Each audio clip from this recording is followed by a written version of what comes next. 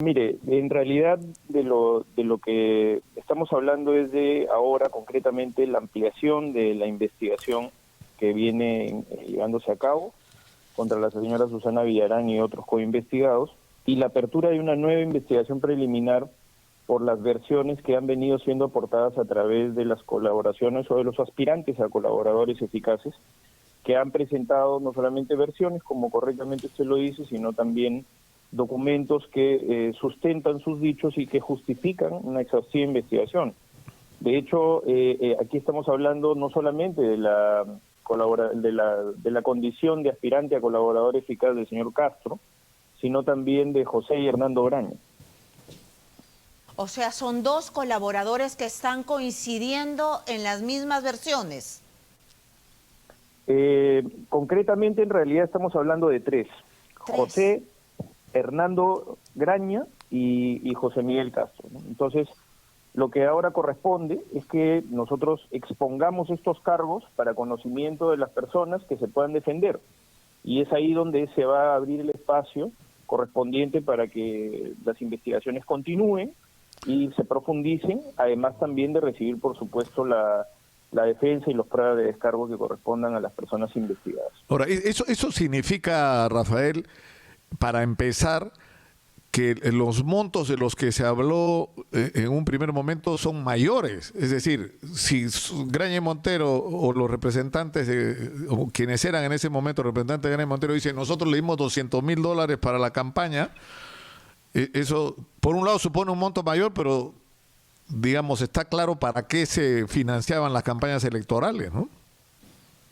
Bueno, lo que es evidente es que la particularidad del caso de la señora Villarán es que se da dentro de la coyuntura de una revocatoria, de una revocación de su mandato como alcaldesa, y la canalización de los recursos, tanto esencialmente de las corruptas personas jurídicas de OAS y Odebrecht, que lavaron ingentes cantidades de dinero, se entiende con el propósito del financiamiento tanto de la campaña de la no revocatoria como también la campaña de la reelección.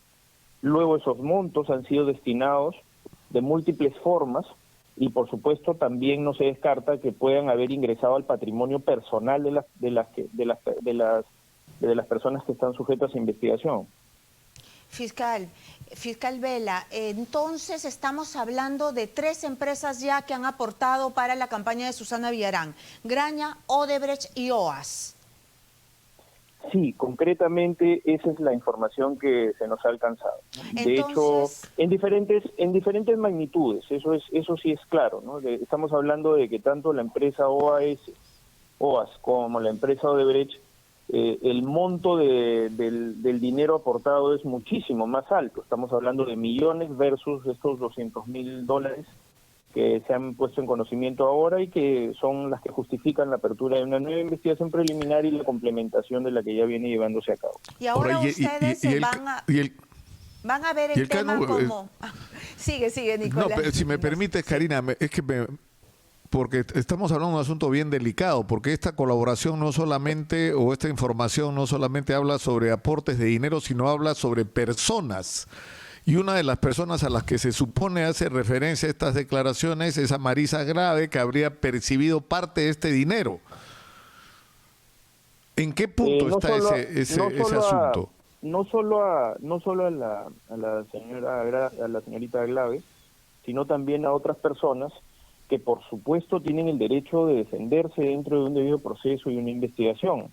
Lo que aquí tenemos son versiones que tienen un nivel de corroboración que justifica que sean incluidas ya dentro de un debido proceso para que las personas conozcan los cargos y se puedan defender, porque en los procesos de colaboración eficaz no participan las defensas de los investigados. Entonces ahora ya hemos entrado a la fase en donde hacemos de conocimiento estos cargos para que las personas puedan responder a ellos. ¿Se puede saber quiénes son? Defender. Bueno, ya se ha abierto investigación, ¿no? En realidad son varias personas, ¿no? que tienen que ver con parte de la distribución de los dineros que ha justificado, en este caso ya, el aspirante a colaborador eficaz José Miguel Castro. Fiscal Vela. Se habla de, sí hay varias personas que están, por supuesto, en la ¿Está, recepción de está esos Anel dineros. Tausen en esa lista, por ejemplo, porque ella fue Y un también personaje está clave en la campaña? está también la señora Tausen, así es. ¿Está Correcto. Augusto Rey? No recuerdo si está el señor Rey directamente, pero me parece que está la señora Tausen en la disposición, está la señora Glave, me parece que hay el nombre de otra regidora de ese momento, ¿no? Indira. Indira No, Wilca. no lo recuerdo exactamente porque no tengo yo en este momento la disposición que ha sido notificada el día de ayer, ¿no? De acuerdo. Y Pero esto son ya varias sería, personas, ya se configuraría el tema de organización criminal.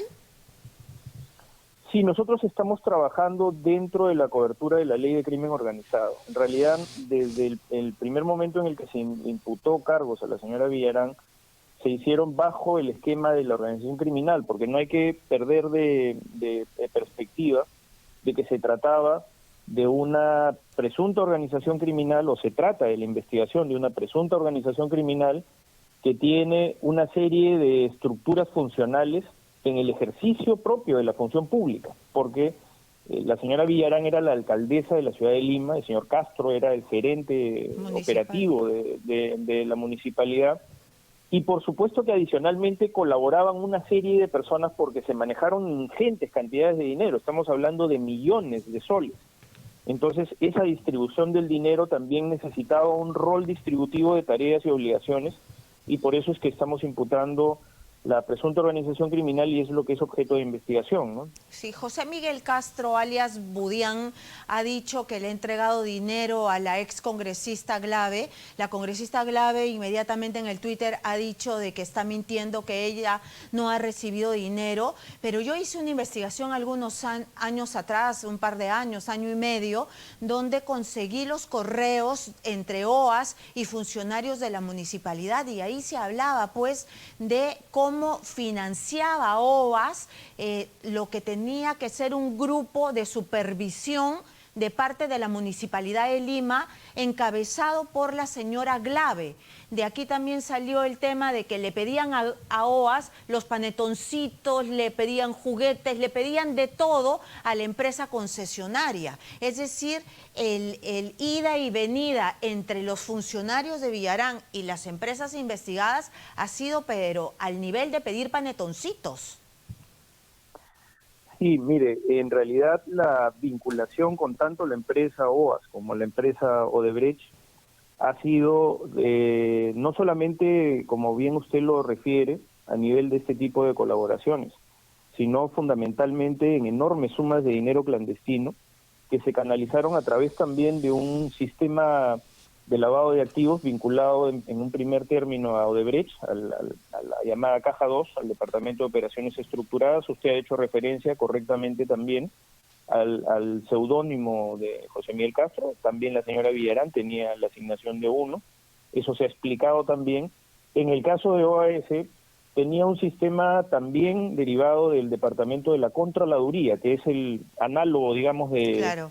del Departamento de Operaciones Estructuradas, y todo esto se canalizaba a través de un sistema de hiperfacturación, a través de empresas constructoras que brindaban un aparente servicio que se justificaba a partir de la necesidad de hacer el ingreso de este dinero y poderlo hacer efectivo, liquidarlo, hacerlo fiduciario, y luego que todo ese dinero sea ingresado a la campaña, a los gastos de la campaña, a determinadas personas que cumplían un rol también dentro de la estructura. Claro, porque eso es significativo. No solamente estamos hablando de lavado de activos, de financiamiento ilegal de campañas electorales, de omisión de declaraciones de estos aportes ante las autoridades electorales, sino estamos hablando también de la presunción de que parte importante de este dinero terminó en el patrimonio personal de algunas personas involucradas.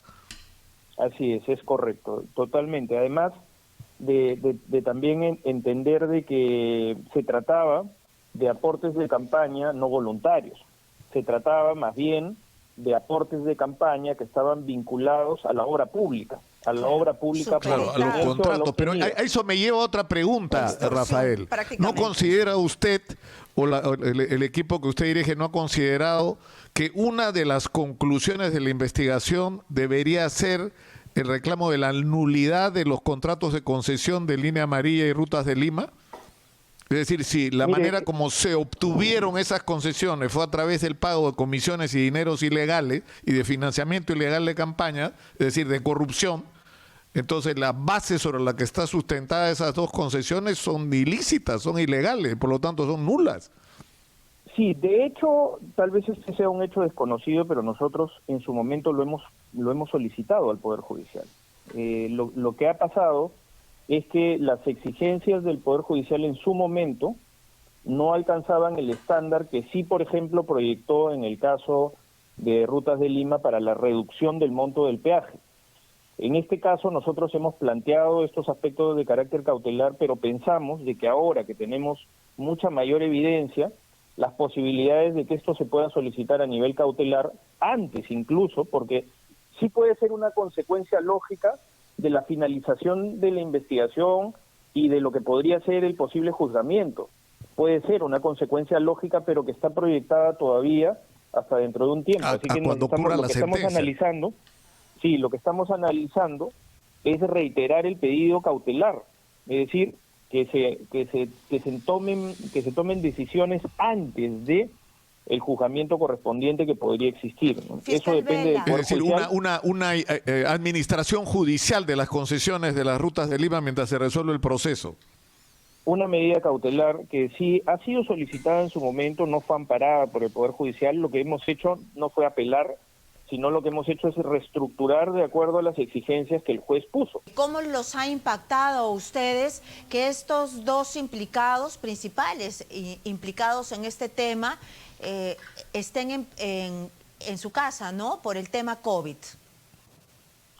Mire, en realidad se trata de un tema muy complejo. Nosotros hemos presentado una posición objetiva respecto a las variaciones o a los ceses de las prisiones preventivas, esencialmente porque nos preocupa el futuro.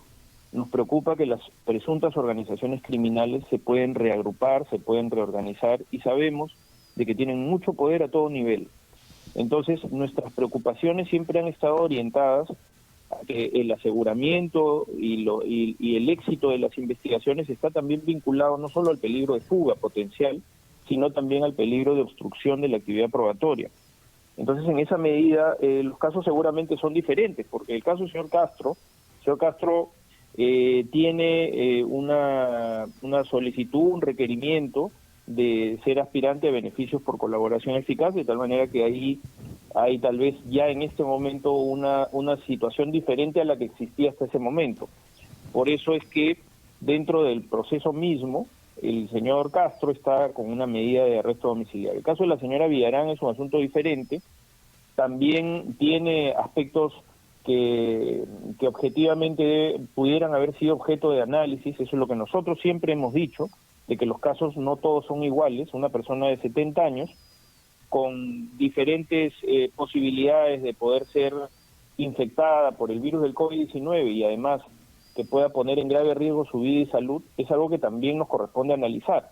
El asunto es que las decisiones han sido tomadas por las salas superiores desde nuestra perspectiva sin la prueba objetiva necesaria, es decir, sin los informes del INPE y sin los informes médicos del acto médico, que es un acto formal que certifique que la persona pudiera eventualmente, a partir del riesgo de ser contagiado, poner en grave riesgo también su vida y salud, porque nosotros también somos claros de que la persecución penal se extingue por la muerte, y nosotros no queremos que nadie muera en la cárcel, pero que se justifique también el tratamiento diferenciado. En términos concretos, lo que ha venido sucediendo es que las únicas personas que han sido variadas sus prisiones preventivas son los investigados en el llamado caso Lavajato o en el llamado caso Cuellos Blancos, ¿no?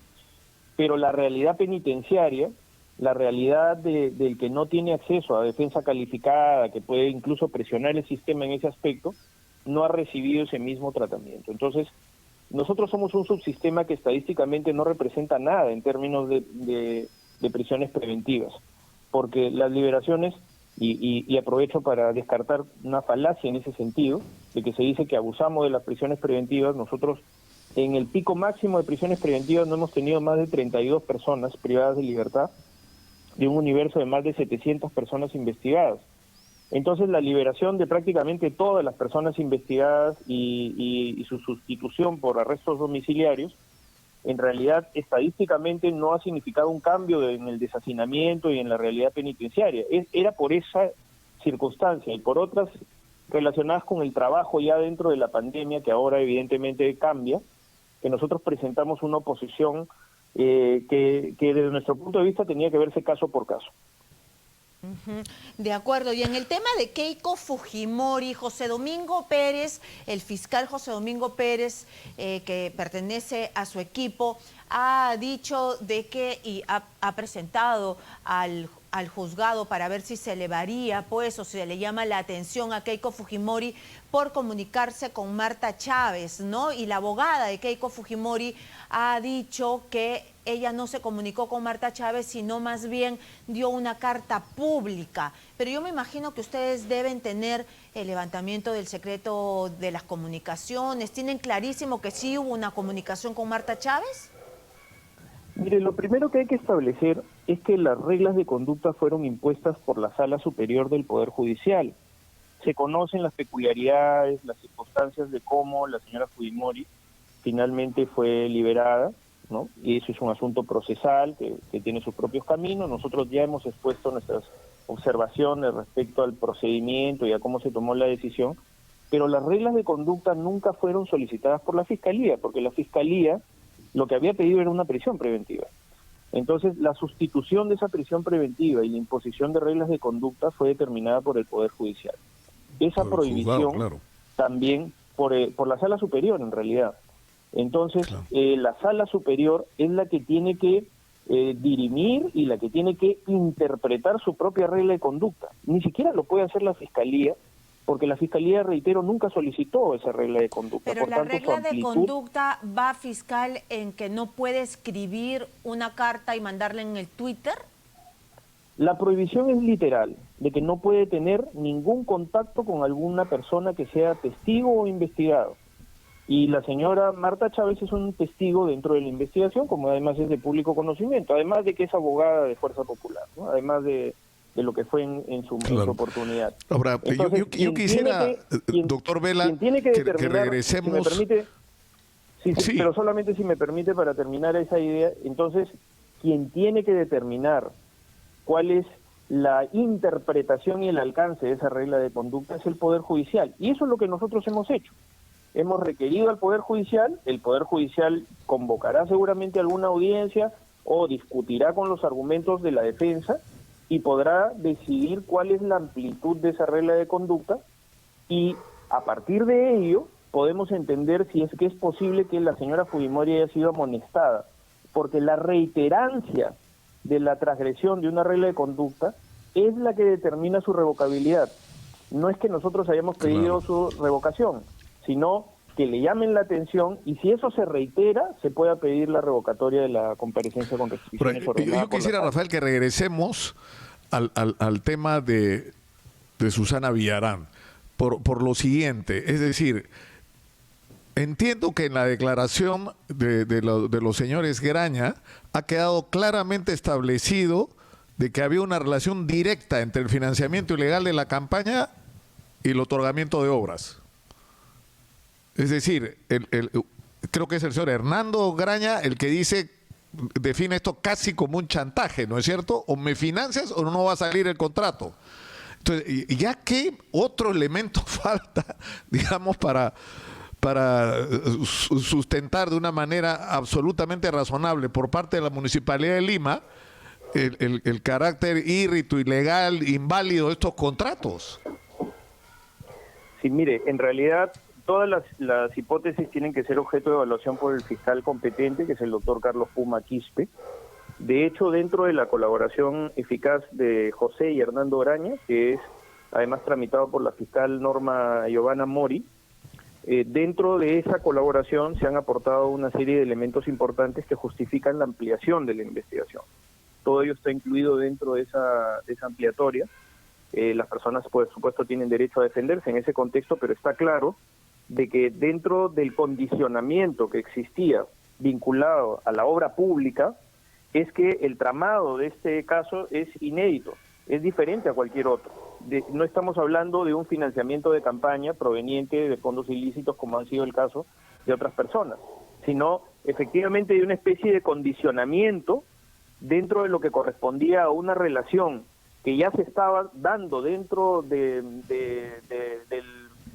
la ejecución de la obra pública o del futuro de la ejecución de la obra pública. Entonces, hay una inescindible conexión entre lo que ha sido el aporte de sumas millonarias y lo que era el ejercicio de la función pública, que se buscaba incluso hasta proyectar en términos de una reelección para sostener ese vínculo y poder seguir a partir de las enormes cantidades de dinero que se manejan dentro de la ejecución de las obras públicas hacerlo. Claro, pero aquí ya hay una coincidencia, ¿no? Es decir, no solamente lo dicen los hermanos Graña, sino también lo dice Barata de Odebrecht. Es decir, prácticamente lo llamaban a cada rato para decirle, mira, si quieres que tu obra salga perfectamente, entonces necesitamos que nos ayudes con dinero de la campaña.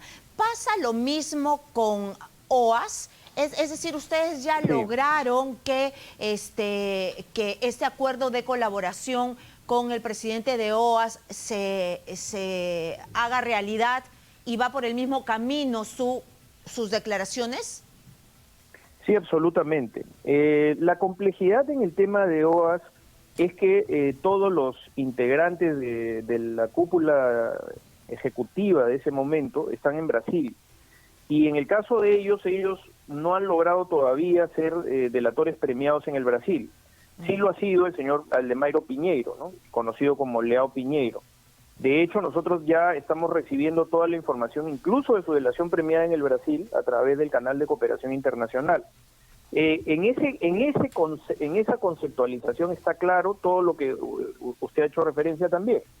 Entonces, no solamente hay la consolidación de Odebrecht y de OAS como generadores de la mayor cantidad de dinero, sino también la coincidencia de Castro, que ahora es aspirante a beneficios por colaboración eficaz. Entonces, en realidad, el círculo de todo lo que ha sido la ruta del dinero está ya incluida dentro de las investigaciones, porque también nosotros tenemos otros colaboradores eficaces nacionales que todavía tienen reserva de identidad, que están aportando información en ese mismo contexto. De tal manera que ahora ya tenemos no solamente el origen del dinero, sino también cómo ha sido lavado el dinero, y nos faltaba esta parte de cómo ha sido distribuido el dinero, que es lo que estamos en una fase final ya iniciando. Es decir, una vez que ya ingresó el dinero a la presunta organización criminal liderada por la señora Susana Villarán y el señor José Miguel Castro. Yo tengo una pregunta más sobre el tema de la legitimidad de los contratos, doctor Vela. ¿Hubo pitufeo? Antes, con lo del pitufeo. Sí. ¿Hubo pitufeo igual que Keiko? ¿Así se lavó? Todas las rendiciones de cuentas han sido falsas. Entonces, lo que pasaba dentro de la rendición de cuentas de las campañas era simplemente el cumplimiento de una formalidad que no correspondía a la realidad. Y la OMPE, en ese momento, no fiscalizaba y, por tanto, expedía certificados de buena conducta sin ningún nivel mínimo de lo que podría ser la corroboración de cómo se ingresaba este dinero. Hay un tema que tiene relación directa con este asunto de la... Es decir, un aspecto de la investigación sobre la que no se han sacado las conclusiones es la que hablamos, ¿no es cierto? Si está ahora claro que los contratos de concesión fueron entregados a través de la percepción de dineros ilegales, ¿no es cierto?, y operaciones de corrupción, entonces los contratos no son legítimos. Ahora, el problema es esos contratos, es decir, en el caso de OAS, ¿no es cierto?, que le transfiere a Vinci, a esta superempresa francesa, la concesión. Eso no anula el procedimiento, ¿no es cierto? Es decir, eso no lo convierte en legítimo. O sea, no puede decir la gente de la empresa Vinci que no tenía conocimiento que estaba adquiriendo una concesión que era objeto de una investigación por corrupción. Eso, en términos precisos, es objeto de la investigación también. Pero lo que está claro es que cuando se trata de operaciones de esta naturaleza, es decir, de la compra de una concesión que está ya en proceso de ejecución, cuando se trata de estas transacciones multimillonarias, no podríamos decir de que dentro de los que le llaman los due diligence, o sea, de estas averiguaciones que normalmente los megaconsorcios suelen hacer exhaustivamente para establecer incluso las contingencias de lo que pudiera ser justamente este tipo de prácticas de corrupción. Entonces, una empresa de ese nivel, evidentemente, tiene que, dentro de la perspectiva de análisis, para comprar algo, entender no solamente el negocio desde el punto de vista de su rentabilidad, sino también de cómo fueron obtenidos esos contratos. La buena fe... Claro, pero incluso podría llegarse al punto de incluir a Vinci en la investigación, porque a sabiendas de que una de las consecuencias de esta investigación podría ser quitarle la concesión a OAS, la adquirieron. O sea, y eso podría convertirse incluso en un acto de complicidad. O sea, yo te compro la concesión para impedir que te la quiten porque la has adquirido ilegalmente. Señor Lucas, lo que sucede es que a mí no me corresponde generar esas hipótesis de investigación. Como usted comprenderá, eso está dentro del nivel de autonomía del fiscal Carlos Puma Quispe. Sin embargo, todas las hipótesis están abiertas porque la investigación en sí misma está abierta y la información que se va incluyendo, no hay que olvidar que dentro de este proceso también se incluyen aspirantes a colaborador eficaz de la empresa OAS y a la propia empresa OAS, que está en un proceso dentro del cual, evidentemente, dentro de, por supuesto, la información que se puede aportar, puede orientarse también dentro de la hipótesis de lo que usted señala, pero eso le corresponde decirlo al doctor Puma, no a mí. Está claro. Una pregunta final de mi parte. ¿Cuál es la situación en este momento con respecto al conflicto generado entre el equipo especial y el doctor Chávarri y el doctor Gálvez? Bueno, de hecho es un asunto para nosotros siempre inquietante. Nosotros somos agraviados permanentemente en nuestra autonomía fiscal por parte de ambos fiscales, ¿no? Tanto del señor Chávarri como del señor Gálvez. Desde ese testimonio es que nosotros proyectamos ciertamente nuestra versión y nuestra realidad, que está corroborada además por los pedidos evidentes que hace el señor Gálvez, que desde nuestro punto de vista abusa del poder. En el caso del señor Chávarri está claro que hasta, bueno, es público conocimiento, el día 31 de diciembre del 2018 dejó sin efecto nuestras designaciones para evitar que se firme el acuerdo de colaboración eficaz con Odebrecht. Y el caso del señor Gálvez es el caso siempre del abuso de poder, en el que se escuda a través de su condición de ciudadano cuando él es un fiscal supremo en ejercicio. Y los fiscales supremos no pueden interferir de forma alguna en lo que es una causa pendiente de investigación, que está dentro del equipo especial y sus niveles de autonomía. De tal manera que nosotros tenemos la expectativa de que cese esa intromisión, que cese ese ataque que es inédito, es decir, que nos ataquen nuestros propios fiscales supremos cuando nosotros estamos sometidos a la judicialidad. Como es de público conocimiento, el Ministerio Público, si bien es cierto, dirige la investigación, las decisiones que corresponden al ejercicio de derechos fundamentales de los investigados las toma el Poder Judicial. Y a veces nos han dado la razón, a veces no nos dan la razón, y estamos dentro de lo que corresponde siempre al sometimiento a la legalidad y al debido proceso. Pero nosotros no estamos sometidos al señor Chávarri ni al señor Gálvez. Y ellos más bien son una especie de caja de resonancia permanente de los abogados defensores, que resulta inédito.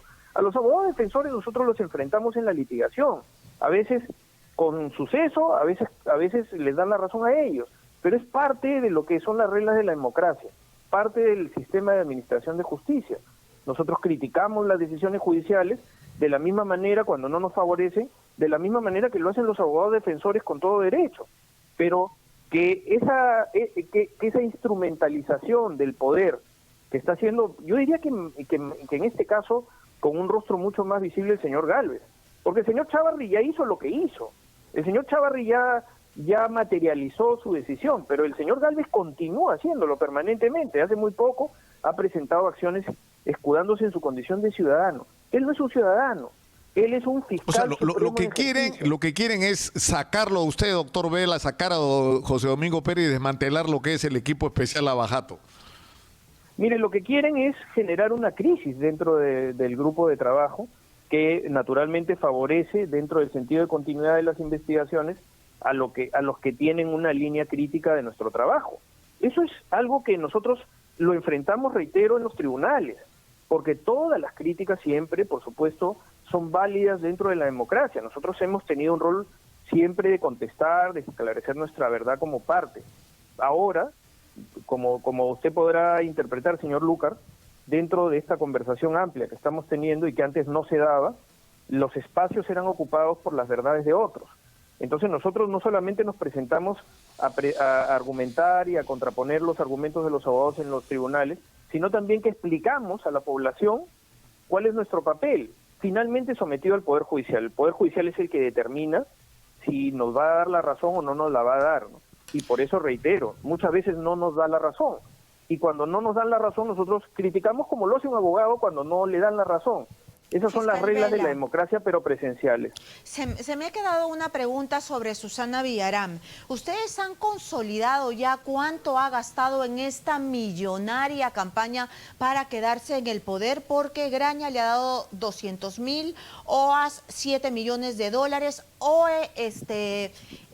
Odebrecht, si no me equivoco, era 4 millones o 5 millones, y lo más... 4.5, sí. 4.5, entonces ya vamos como 11 millones de dólares de lo que ustedes han podido determinar. Pero lo que me llama la atención es que usted ha hablado de un presunto desbalance, que no se sabe cuánta plata se ha podido ir a cuentas personales. Es decir, ¿ya han encontrado ustedes indicios de que se han metido la platita en el bolsillo? Y se lo pregunto porque era un partido donde decían las manos limpias, levantaban a cada rato y sacaban el bolsillo y decían no hay un sol aquí. Entonces es mejor conocer las verdaderas caras de los que nos han gobernado, porque después nos quieren volver a gobernar. Mire, en realidad nosotros estamos dentro del plazo de la investigación, evaluando todo lo que corresponde al trabajo pericial, ¿no? Ese es un trabajo que yo no podría darle detalle porque, como le expliqué al señor Lucar, yo no dirijo la investigación, sino lo hace el doctor Carlos Puma.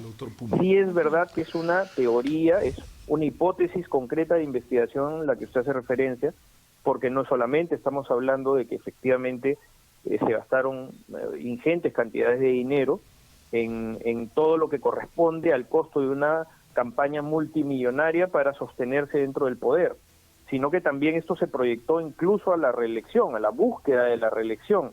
Entonces, evidentemente, ustedes tal vez pueden saber mejor que yo lo que puede costar la publicidad en general dentro de una campaña, dentro de los medios de comunicación social.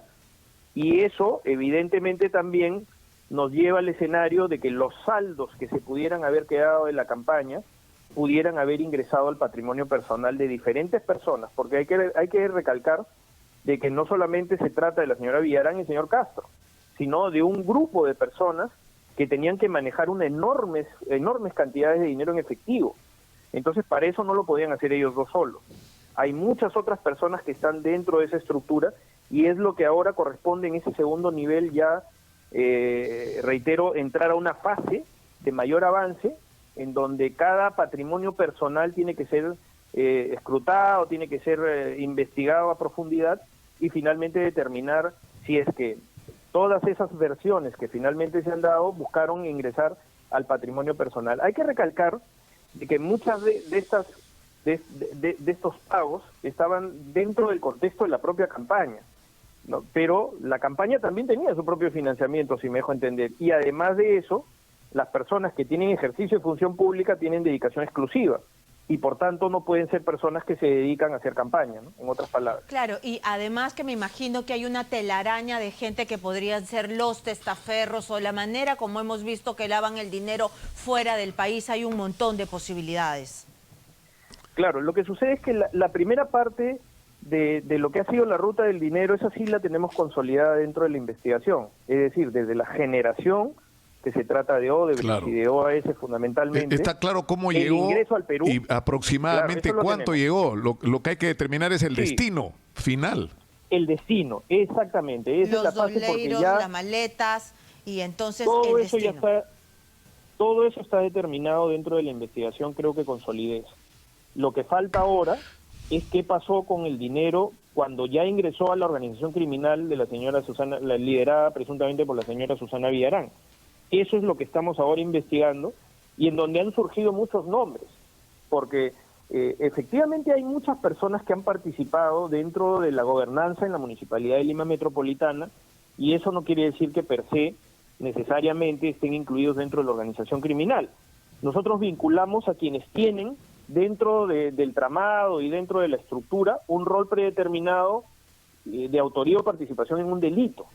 Entonces eso es lo que ahora tenemos ya como un elemento más consolidado respecto a dónde fue el dinero, pero cuando ya ingresó a la presunta organización, porque lo anterior, creo que en ese sentido el doctor Puma ha consolidado ya toda su evidencia a partir de la eficacia de los procesos de colaboración eficaz extranjeros y nacionales. ¿Susana Villarán podría regresar a la cárcel? Mire, dentro del contexto de la pandemia, la Sala Superior, que es la que ordenó la variación de la medida de prisión preventiva de la señora Villarán, tiene una interpretación que durante la pandemia, o durante la secuela o lo que pueda durar, hay un grave riesgo de su salud, de tal manera que es poco probable que, más allá de que a partir de que ella pueda tal vez sí entorpecer la investigación como un hecho nuevo, pueda volverse a plantear esta posibilidad. Pero lo que estamos tratando es más bien de culminar con la investigación, porque nosotros tenemos el horizonte también del vencimiento de los plazos.